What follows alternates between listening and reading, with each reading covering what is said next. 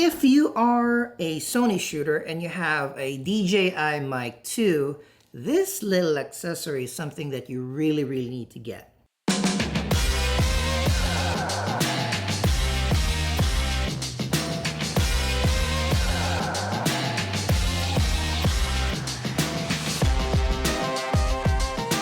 This is the DJI Mic 2 adapter for Sony cameras. It allows you to connect your DJI Mic 2 receiver directly to the multimedia interface that Sony has in their newer cameras. To do this, it's fairly simple. This DJI Mic adapter has a little cover that you take out to expose the pins that you connect to your camera via the hot shoe. You flip this little knob out so you can see the DJI Mic 2 receiver connecting ports. On the DJI Mic 2, all you have to do is take out the back cover. Then you can now slide two things together.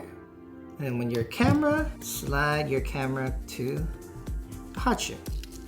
When you turn on your camera and you turn on the DJI Mic 2 receiver, you'll get a little confirmation notification that you just tap continue. You can have one or two wireless lav mics connected to the receiver that is directly transmitting the audio information to your camera. So why is this better than the old traditional shotgun mic? So firstly, having a wireless connection makes you able to transmit your audio farther away from the camera. So right now I have the ECM B10 on my FX13. That's how you're hearing my voice. I'm an arm's length away, so it's still pretty clear, it's still pretty crisp, but once I start moving back, it gets softer and softer as I'm farther away from the microphone. With a wireless mic system, you just extend your range where your audio is captured from your subject.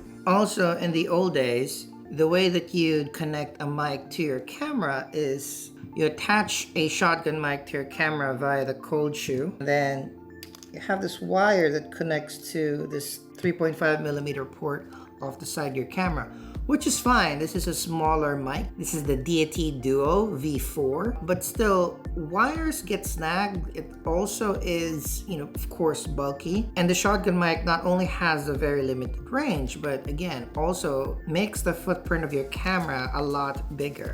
With the DJI wireless lav system, this receiver is actually fairly compact, and without wires, this fits in most everyday camera backpacks very neatly. Quick little demonstration on how little footprint the DJI Mic 2 adapter adds to your camera. This is my current everyday carry. This is the Peter McKinnon Nomadic Luma 18-liter camera backpack. The way that I've set it up is I have one body. It can be the FX30 or this one, the A6700 with a lens. My receiver on top using the DJI Mic 2 adapter. I'll have this pouch with all of the other DJI Mic 2 accessories. Two slots are for the wind muffs. There's one left, so that's if I need to stow the DJI Mic 2 adapter, I can put that there. On the other side, I have my DJI Lav. Then I've organized this where I can still have my Insta360 X4 in this slot. I can have my Pocket 3 with another mic here. I have a little clamp to connect a small tripod for that.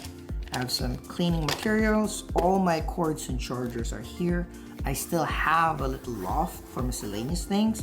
I have still a smaller slot here for an extra lens or other things too. And again, because my camera, even with the receiver on, is still not tall, I can still close it with no issues. And this camera backpack is fairly slimmer than most. So if you have a camera backpack or an everyday camera backpack that's a little bit bigger, you won't have an issue keeping the receiver on your camera. I won't be able to do that with the standard shotgun mic because it'll be too tall and it's gonna break the connection. Another benefit of this DJI Mic adapter to Sony cameras is some users have mentioned that the wire introduces some ground noise to the audio. I haven't quite experienced that, but that makes sense because, your wires get worn out through use or being folded and stored and that might cause the signal from the receiver to your camera to have some interference. Let's do a test comparing the audio of the DJI Mic 2 connected to a Sony camera. This is the a6700. First, using the wired version, so using a wire connecting the receiver to the camera, and then we'll test out the DJI Mic 2 adapter connecting the receiver to the camera and see if there is marked difference between the two. So to start, this is how it sounds. Connecting the DJI Mic 2 receiver to the Sony camera via wired version. How does it sound? Test, test, test. 1, 2, 3. Test, test, test. 1, 2, 3. How does it sound? Now let's switch to the DJI Mic 2 adapter. So now I'm connected using the DJI Mic 2 adapter to my Sony camera. Check, check, check. 1, 2, 1, 2. How does it sound? How does it sound? How does it sound? How does it sound? How does it sound? Now let's test that concern about that ground noise whenever we're using the wired connection with the DJI Mic 2. So with the DJI Mic adapter, because it's using the multimedia interface port, there's less physical distance to transmit the audio from the receiver to the camera. So we should expect that this is a lot cleaner in the noise. So I'm just gonna keep quiet for 5-10 seconds so we can listen to if there's any noise.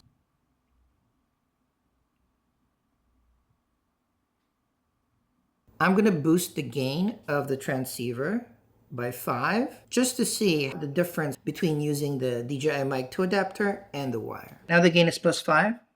Let's listen to that ground noise. This is using the DJI Mic 2 adapter.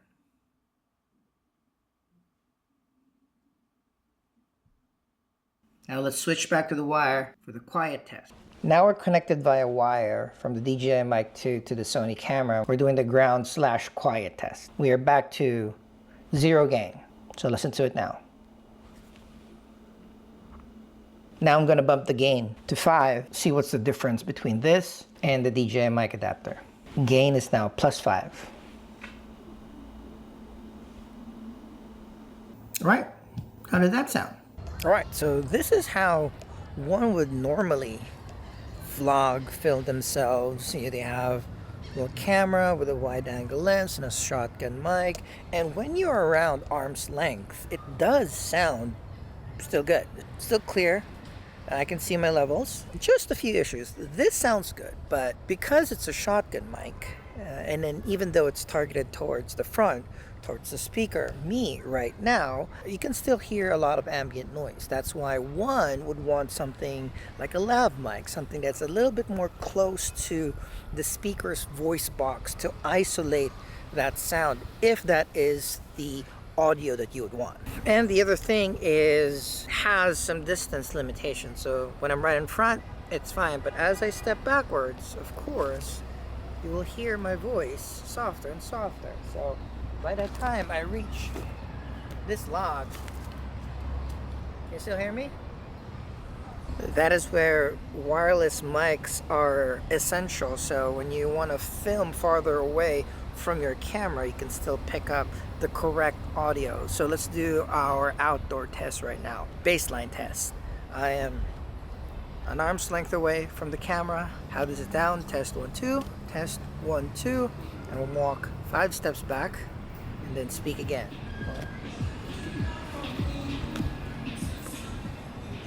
Check 1, 2. Check 1, 2. Now let's try it with the receiver wired to my a6700. Now we have the microphone on. How does this sound? Much better, right? Even if I moved a little bit further back. Well, here, still clear. Even if I move even further back, even with my back against the camera, even if I'm blocking the microphone signals back to the receiver, still it should be okay, right? So we're walking back again, walking back, just outdoor test, quiet. Let's see if we hear that ground noise with the receiver set at 0 and the transceiver set at 0 too. We'll just start with quiet.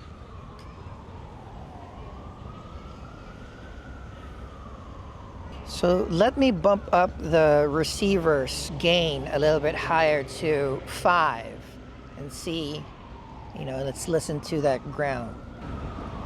Assuming it's a lot louder now. This is the transceiver's gain set to 5.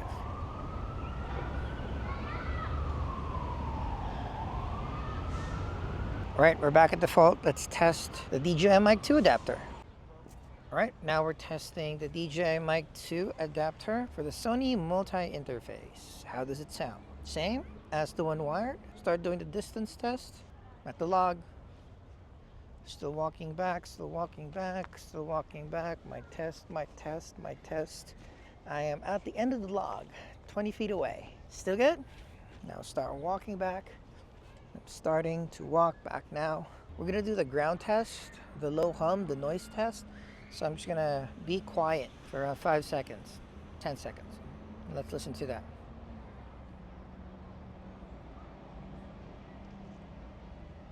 Do you hear any ground noise? I'm gonna put the gain back again of the transceiver to 5. See if we can compare the ground noise of the wired versus the one with the MI adapter. Right, gain is now at 5 with the DJI Mic 2 adapter. How's the ground noise? Do you hear anything? All right, cool. Let's head back to the apartment for the final thoughts. So I absolutely love this thing. Small accessories like this that improves our quality of life or quality of use of our gear just encourages us to create more. But it's not perfect. A few things. Every time that your camera goes on standby mode, or every time that you detach and put on the receiver to your camera, you really have to make sure to press this confirm button to activate the receiver, else the transceiver might not turn on. That's more of a safety feature, so I do like that. So I guess my only gripe is that the way the DJI Mic 2 adapter is designed, you can only face the receiver towards the back of the camera. So when you're vlogging, when you're shooting a talking head like this, where you are facing the camera and I need to see my audio levels, I won't be able to see it on the receiver. I have to, have an external monitor or a flip out monitor to see my audio levels and make sure that it is at a healthy level. If there is a version 2 of this DJI Mic 2 adapter for Sony cameras for the MI interface, I guess my hope will be that there's a way to turn it and face the receiver outward. It's a small complaint, but say I'm using my DJI Mic 2 for my home studio setup, which I intend to, and I want to adjust the gain. I have to stand up, walk, go to the back of the camera, double check there, and walk back in front of the camera. Let's hope that this can be fixed in the second version, but right now, I still think that if you are a Sony shooter with one of the newer cameras and you use the DJI Mic 2 system for audio, this is a must-have accessory to have. It's only $35 direct from DJI, and it's currently around $49 when you get it from Amazon. So that's it for this quick video. I hope you enjoyed it. Tell me in the comments if you're gonna get one of these. If you think 35 bucks is a reasonable amount for this type of adapter. If you found this informative at all, I would love for you guys to hit that like button. And if you haven't yet, hit that subscribe button. Hit that notification bell as well so you know when my next videos drop. I publish one live art performance per week, usually burlesque, sideshow, live music, and I also do a lot of camera gear thoughts and reviews. And that's it for this video. I hope I get to see you in the next one. Bye.